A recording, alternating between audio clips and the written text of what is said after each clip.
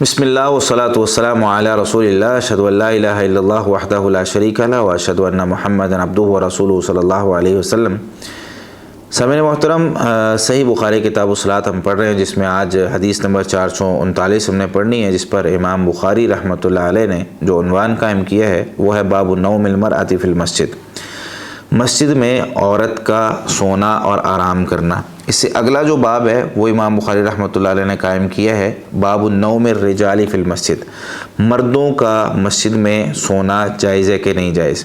تو یہ دونوں باب ہم اکٹھے آج پڑھیں گے۔ اس میں تقریباً 4 حدیثیں ہیں۔ 439 حدیث جو ہے وہ امی جان سیدہ عائشہ صدیقہ رضی اللہ تعالیٰ عنہا سے فرماتی ہیں کہ ان ولیدۃ کانت سوداء لحی من العرب، کہ ایک عورت تھی، ایک لونڈی تھی عرب کے ایک قبیلے کی، سیاہ رنگ تھا اس کا، فاعتقوها، تو اس قبیلے نے اس عورت کو جو ہے وہ آزاد کر دیا۔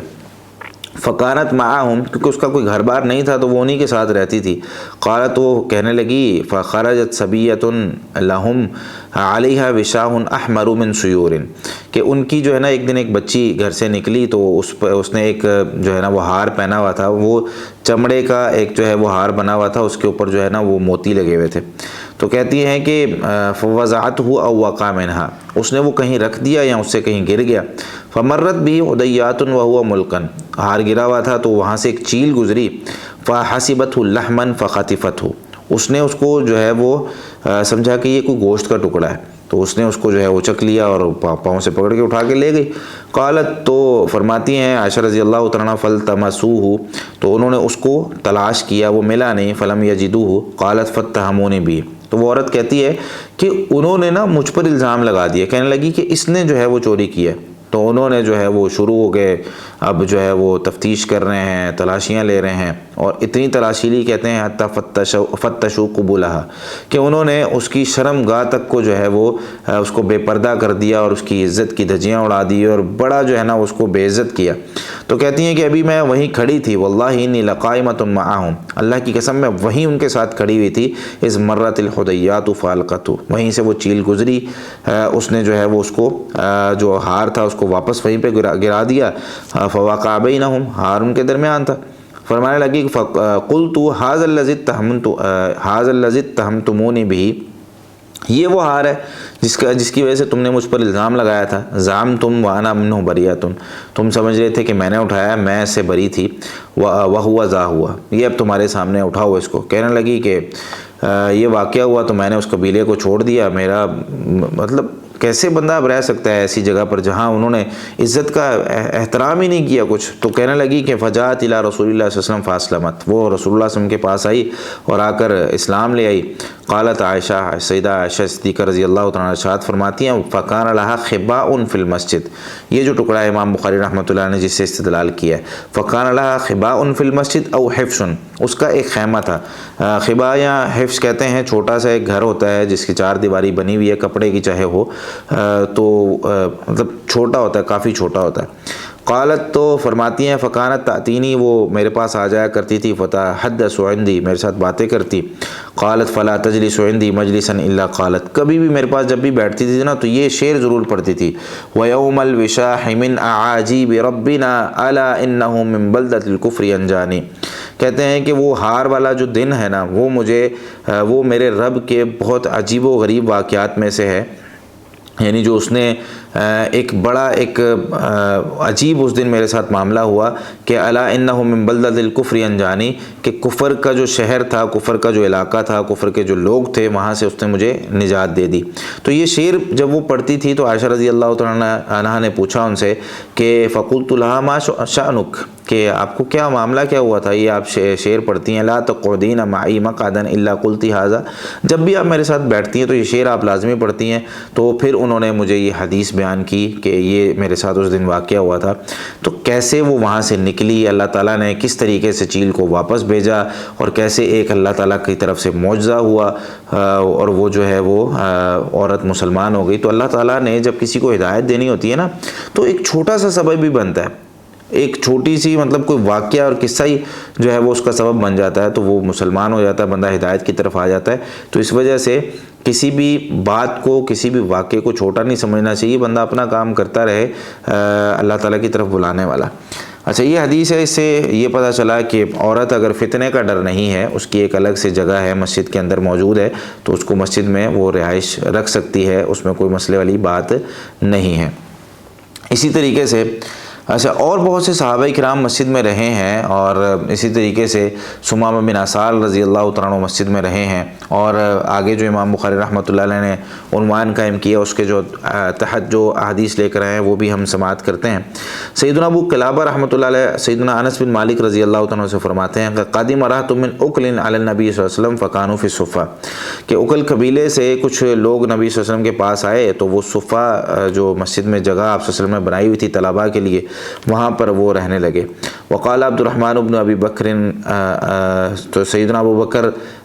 عبد الرحمن بن ابی بکر رضی اللہ تعالیٰ عنہ فرماتے ہیں کہ کان اصحاب الصفۃ الفقراء، اصحاب صفہ جو مسجد میں رہتے تھے وہ فقراء تھے، ان کا کوئی گھر بار نہیں تھا، وہ مسجد میں ہی رہا کرتے تھے۔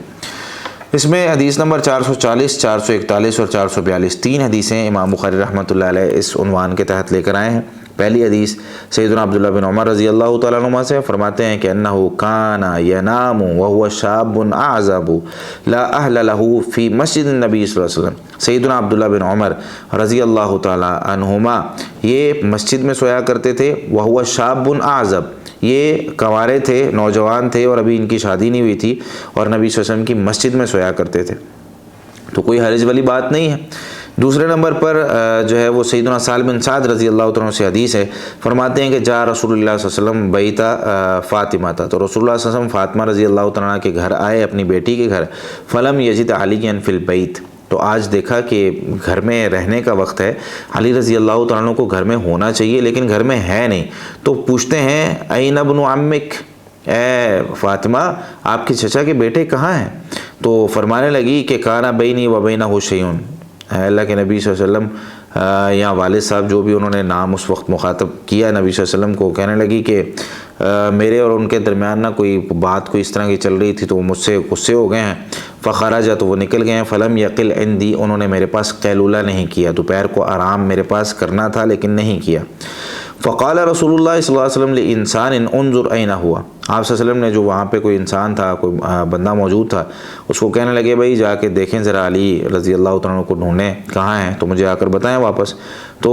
وہ بندہ واپس آیا، کہنے لگا یا رسول اللہ ہوا فی المسجد راقد، وہ مسجد میں لیٹے ہوئے۔ تو یہاں سے امام بخاری رحمۃ اللہ نے استدلال کیا کہ مسجد میں لیٹنا، آرام کرنا یہ جائز ہے، آپ صلی اللہ علیہ وسلم نے منع نہیں کیا۔ فجاء رسول اللہ صلی اللہ علیہ وسلم وہو مستجع، جب آپ صلی اللہ علیہ وسلم مسجد آئے تو وہ